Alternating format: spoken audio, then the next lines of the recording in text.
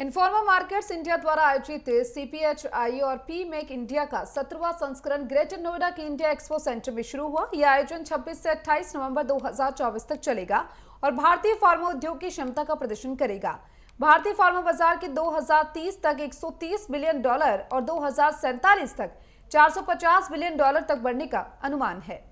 और इस अवसर पर इन्फॉर्मा मार्केट्स इंडिया के प्रबंधन निर्देशक योगेश मुद्रास ने कहा कि भारतीय दवा उद्योग विनिर्माण, उत्कृष्टता और अनुसंधान आधारित प्रतिस्पर्धा का केंद्र है।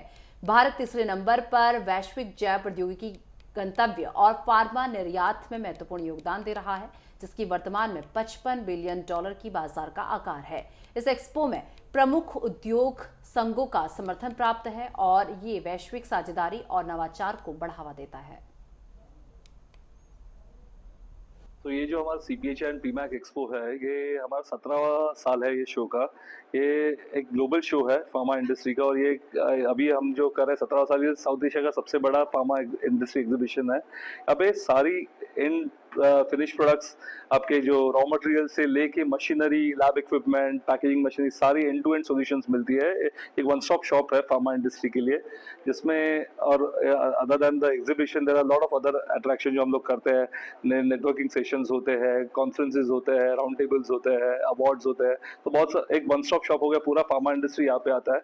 ये साल 2000 से ज़्यादा एग्जिबिटर है, सबसे बड़ा रिस्पॉन्स अच्छा है। हमें अटेंडी के तौर पे अराउंड 50,000 से ज़्यादा अटेंडीज ये साल एक्सपेक्टेड है। 3 दिन में 150 से ज़्यादा कंट्रीज से आ रहे हैं ये शो में। सो इससे दिखाया जाता है कि इंडिया फार्मा इंडस्ट्री की जो प्रॉस है वो एक ग्लोबल लेवल पे पहुंच गई है, and people want to come and see this show. यहाँ पे इंडियन फार्मा इंडस्ट्री का एक जो स्ट्रेंथ दिखाया जाता है। Definitely I think we are just a replica of pharma industry में जो हो रहा है। तो फार्मा इंडस्ट्री जिस हिसाब से बढ़ रहा है, ये एक $130 बिलियन की इंडस्ट्री होने वाली है बाय 2030। अभी $65 बिलियन है। सो अगर डबल हो रही है तो हमारा शो एक रेप्लिका है उनका। सो फार्मा इंडस्ट्री के ग्रोथ में हम एक हमारा कॉन्ट्रीब्यूशन कर रहे हैं, और ये आई थिंक जिस हिसाब से रिस्पॉन्स आ रहा है इंडिया को और भी इंडिया की एक्सपोर्ट्स बढ़ाएगा।